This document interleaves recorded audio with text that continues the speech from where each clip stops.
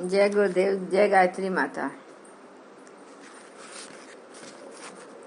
गुरुदेव जी का नाम पंडित श्री राम शर्मा आचार्य जी है।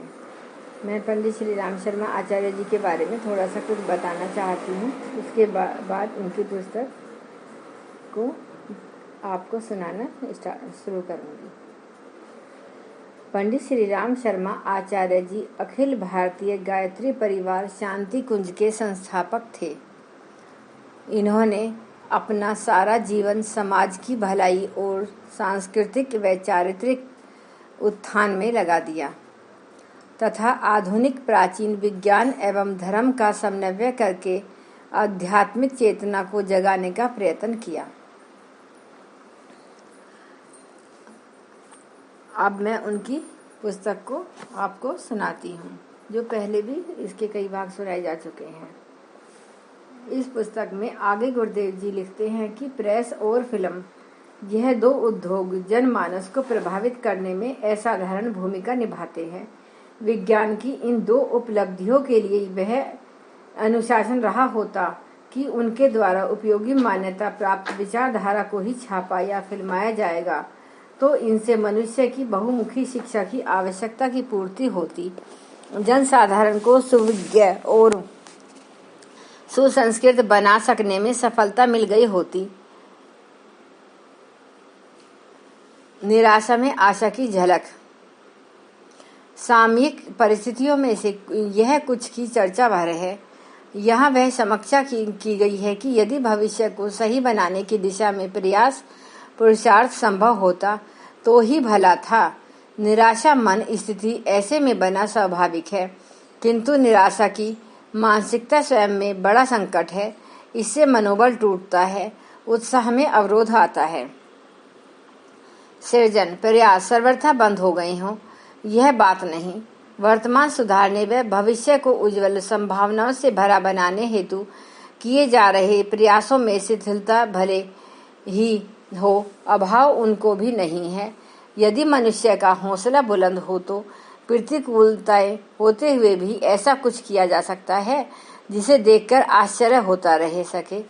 मिस्र के पिरामिड, पनामा की नहर, स्वेज कैनाल, चीन की विशाल दीवार जैसे प्रबल प्रयास आशावादी साहस भरे वातावरण में ही संपन्न हुए हैं। जब कई व्यक्ति मिलकर एक साथ वजन धकेलते हैं तो उनकी संयुक्त शक्ति व मुंह से निकली हुई जैसे जादू भरी हुंकार वह उद्देश्य संपन्न कर दिखाती है। ब्रिटिश प्रधानमंत्री सर विंस्टन चर्चिल ने द्वितीय विश्व युद्ध के दिनों में हारते हुए ब्रिटेन वासियों का मनोबल बढ़ाने के लिए एक नारा दिया था, वी फॉर विक्ट्री, अर्थात जीतना हमें ही है, चाहे शत्रु कितना ही प्रबल क्यों न हो। इस संकेत सूत्र का इतना प्रचार हुआ कि यह सुनिश्चित विश्वास का विजय का एक प्रतीक बन गया। इस हुंकार ने जादुई परिवर्तन कर दिखाया एवं युद्ध से बीमार हो रहा यूरोप जाग उठा। टूटा हुआ जापान हिरोशिमा की विभीषिका के बावजूद भी सृजन प्रयोजनों में निरत रहा, मनोबल नहीं टूटने दिया।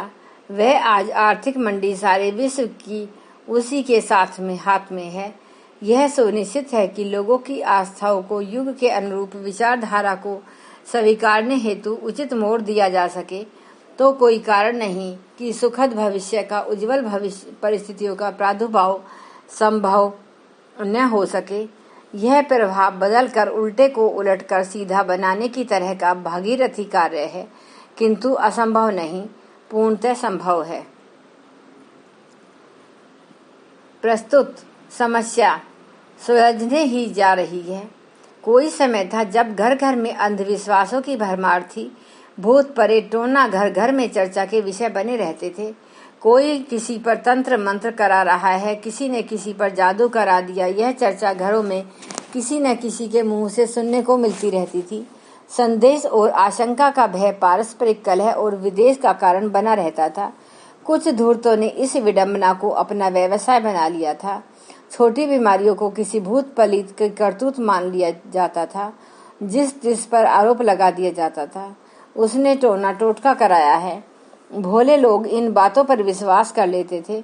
तिल का ताड़ राई का पहाड़ बन जाता था। आए दिन परस्पर कलह, संदेह, अंधविश्वास और विग्रह खड़े होते रहते थे। झाड़ फूंक करने वाले इसी बहाने अपना अच्छा खासा धंधा चला लेते थे। जहाँ शांतिपूर्वक रहना चाहिए था और कोई कारण न होने पर दुर्भाव का कोई आधार नहीं बनना चाहिए था, वहाँ भी छोटे मोटे गांवों तक में भी संदेह, अविश्वास और दुर्भाव का वातावरण बन जाता था। आग में ईंधन पड़ने पर भी और बढ़ोतरी होती थी। कौतुकी भी मनोरंजन हेतु किन्हीं किंवदंतियों को तिल से ताड़ बना दिया जाता था और उसी बहाने किसी न किसी से कुछ न कुछ ठग लिया करते थे। यह अविश्वास कहाँ से उपजता था और अब न जाने कहाँ चला गया, इस पर आश्चर्य होता है। ना समझी ही बात का बतंगड़ बनाती थी। समझदारी का उद्भव होते ही वह सारा जाल जंजाल इस तरह तिरोहित हो गया मानो गधे के सिर कभी सींग उगे ही नहीं थे। ऐसी ही कुछ भ्रांतियां मनुष्य को अपने संबंध में अभी भी होती हैं।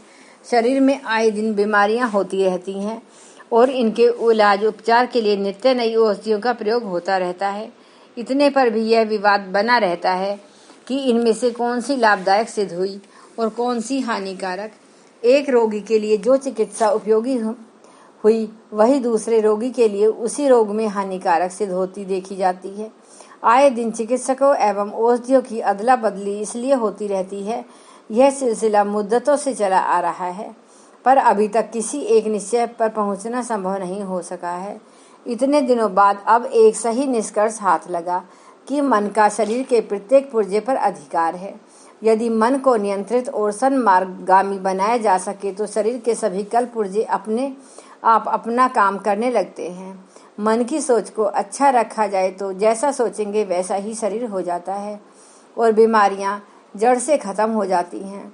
सारी बीमारी मन के ऊपर ही आधारित है। अगर मन स्वस्थ है तो आदमी के अंदर कोई भी बीमारी अपना जमाव नहीं जमा सकती। इसके विपरीत यदि चिंतन का क्रम उल्टा चलता रहे, कुविचार मस्तिष्क पर छाते रहें, तो शरीर में कोई स्थानीय व्यथा न होने पर भी कल्पनाजन्य अनेकों अव्यवस्थाएं उठ खड़ी होती हैं और दवाओं में सिर्फ वही थोड़ा बहुत काम करती हैं। जिस प्रकार विश्वास गहरा होता है, इससे प्रतीत होता है कि बीमारियों की जड़ तो मन के भीतर ही रहती है। अगर वह मन से निकाल दी जाए तो कोई भी बीमारी नहीं होती।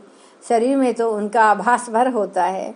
यदि सरल सौम्य और सद्भावपूर्ण विचार बने रहें तो बीमारियां की जड़ तो मन के भीतर ही रहती है।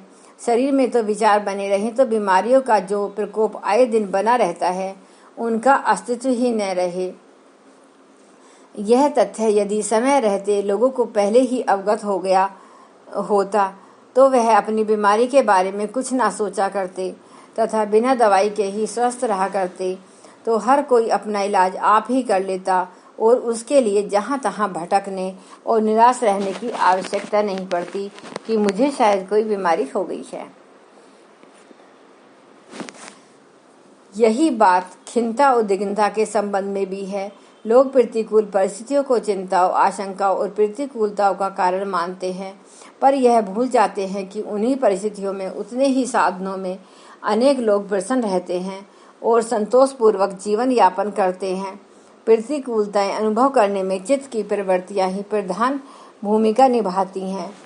परिस्थितियों को बदलने के लिए भाग दौड़ करने की अपेक्षा यदि मन को बेतुकेपन की रीति रिवाज को ही सुधार लिया गया होता तो हर स्थिति को अपने अनुकूल बन जाने में कोई बड़ी कठिनाई न पड़ती।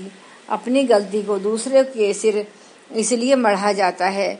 यदि कुटेव अभ्यास में न घुस पड़ी होती तो सरलता और सज्जनता का सौम्य जीवन जीते हुए हर व्यक्ति अपनी वर्तमान परिस्थिति को सुधार लेता।